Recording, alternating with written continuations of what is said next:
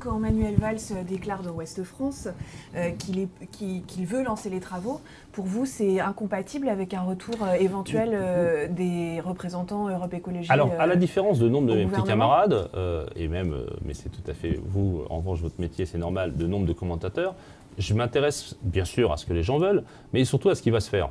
Et la réalité de cette déclaration de Manuel Valls, c'est qu'elle est constante. Il a toujours dit ça, il a toujours pensé ça, comme Jean-Marc Ayrault. Tout comme tout le monde a hurlé, ou certains ont hurlé, sur la déclaration de Ségolène Royal, sur peut-être la nécessité, dans le mix énergétique, d'ouvrir de nouvelles centrales. Tout le monde s'est mis à hurler. Je dis, mais il a toujours dit ça, on ne peut pas reprocher aux gens. Moi, je ne demande pas aux gens de se convertir à l'écologie d'un coup.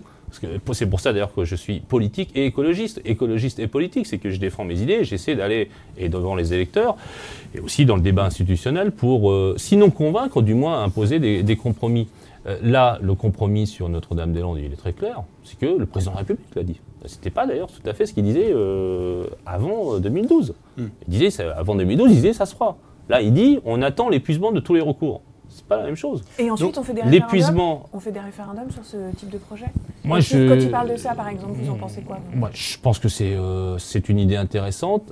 Alors, pour le coup, je suis peut-être un peu décalé par rapport à mes propres amis. Moi, je suis pas un fanatique des référendums. Donc, de façon générale, c'est de façon un peu idéologique, parce que les référendums, généralement, on répond jamais à la question. Et il y a peu de gens qui se mobilisent. Et bon, je suis pas sûr que. Et je rappelle toujours.